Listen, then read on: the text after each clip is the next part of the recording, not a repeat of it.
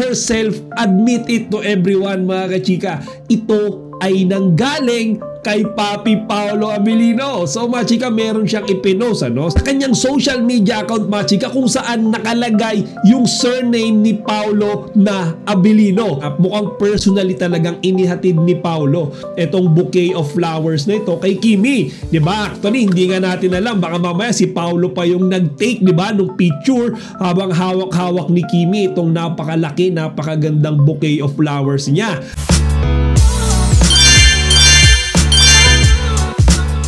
Magandang araw mga chika, Rigel po ulit ang inyong Chika Patrol. Bago tayo magsimula mga chika, inanyahan ko muna kayong mag-subscribe dito sa ating munting channel para palagi kayong updated sa mga latest at nagde-trending ng mga showbiz balita. Isang mabilisang content lang to mga chika, kasi as you are well aware, I need to prepare na mga chika. Pupunta ako sa Star Mall, though mamaya pa namang 4 PM yung sinasabing dating, di ba, ni Kimi tsaka ni Paolo doon. Pero mas maganda mga chika, maaga ako doon para makapwesto kaagad ako and magkaroon tayo, di ba, ng chance na makunan si Kimi tsaka si Paolo ng malapitan sa aking camera. So mga chika, itong content na pag-usapan natin ngayon, actually hindi ko kasi talaga mapigilan, di ba, na talakayin natin ito, and this is about the happenings, okay, kina Kimi at Paolo yesterday, February 14, Valentine's Day. Ngayon mga chika, it's just unfortunate na talagang sobrang busy nila pareho, di ba? Paolo went to Kidapawan and then si Kimi as usual meron siyang show. Pero mga chika, hindi naman tayo dapat malungkot di ba? Kasi alam nyo ba na nagkalat sa social media ang larawan kung saan makikita natin si Kimi na ifiniflex yung isang bouquet ng napakadaming bulaklak, di ba? Actually napakalaki nga ng flowers mga chika, natakpan na halos yung kalahati ng katawan ni Kimi, di ba? So mga chika, ang dami ngayon nagtatanong paano napunta kay Kimi itong flowers na ito. Well, Kimi herself admit it to everyone mga kachika. Ito ay nanggaling kay Papi Paolo Abilino. So mga chika, meron siyang ipinost sa kanyang social media account mga chika, kung saan nakalagay yung surname ni Paolo na Abilino. At mga chika, naka-exclamation mark yan. Ibig sabihin, masaya, excited, at talaga namang sobrang kinikilig si Kimi. Di ba mga chika? Sino ba naman yung hindi kikiligin? May narinig ba kayo na any balita na si Paolo may binigyang flowers na kahit sinong babae? Wala, di ba?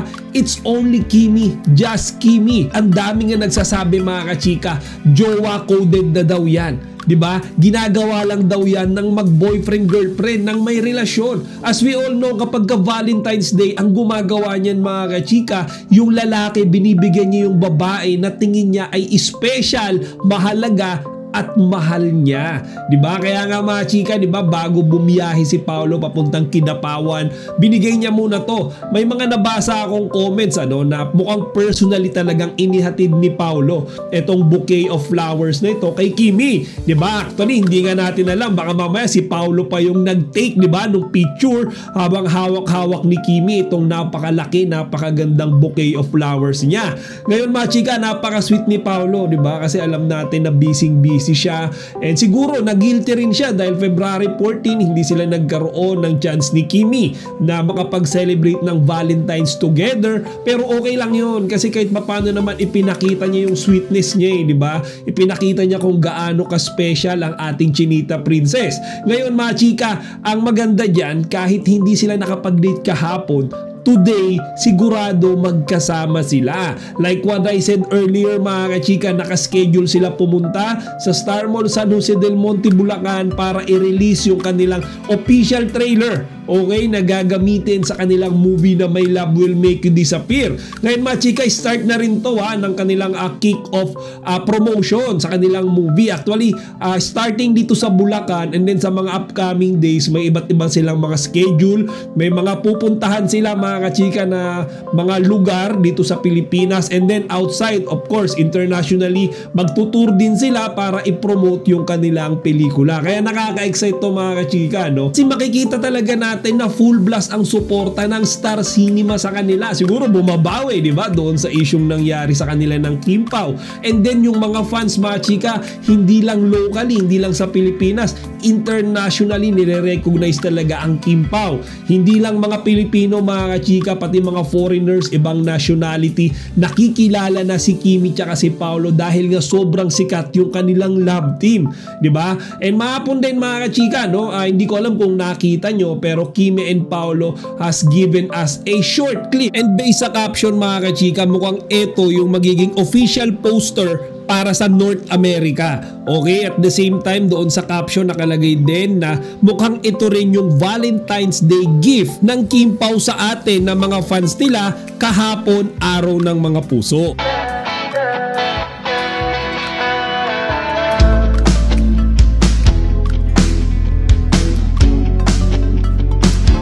Di ba mga chika, maikli lang pero in some way nagbibigay kilig pa rin kasi syempre gumagalaw siya at naglalapit yung mukha dyan ni Kimi tsaka ni Paolo. And then yung background song niyan, yung official love song or theme song na gagamitin sa movie nila na Dilaw, yung awitin ni Maki. And then mga chika, before we completely end this video, gusto ko lang din magbigay ng konting update doon naman sa gig ni Paolo sa Kidapawan. Ngayon mga chika, sobrang daming tao, okay, and expected na yan. Kumbaga, alam na natin kapag ka nandyan si Paolo Abilino, talagang dudumugin yan ng mga fans. Actually, 50% pa lang yan ng mga tao. Okay? Kasi ang paniniwala ko talaga, yung 100% kapag ka magkasama sila ni Kimi. Diba? So, may mga nagsasabi doon, mga kachika, na tila sobrang dami daw ng mga cellphone sa stage na gustong-gustong magpa-picture with Paolo. So, si Paolo, mga chika, namumulot siya ng mga cellphone. Yung mga gustong magkaroon ng chance ng selfie sa kanya.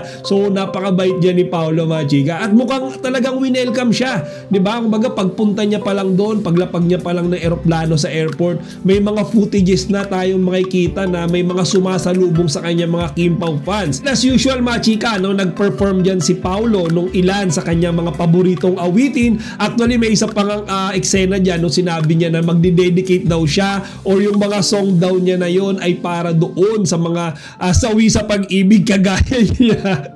Pero I think nagbibiro lang siya, mga chika. Sige, puro harana muna tayong kanta. Mamaya may mga kanta ako para sa mga single. At sa mga tulad naming lalaking sawi.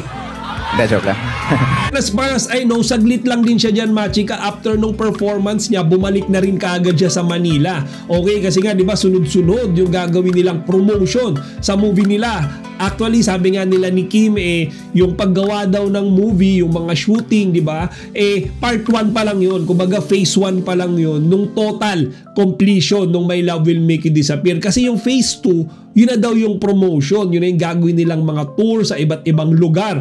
Okay, syempre para ikayatin tayong mga fans na talagang suportahan at panoorin yung kanilang pelikula. Pero ako, mga chika, personal opinion ko, hindi na nila kailangan masyadong mag-effort dyan eh. Kasi we all know, ako alam ko na talagang dudumugi ng mga tao yan, talagang magba-box office yan. No offense sa mga Katden fans dyan, mga chika, malakas yung gut feel ko na malalampasan ng Kim Pao yung 2 billion earnings mark na ginawa ng Katden. Kung yon ay record breaking, di ba, sa Philippine cinema, mga chika, hintayin nyo lang yung My Love Will Make You Disappear.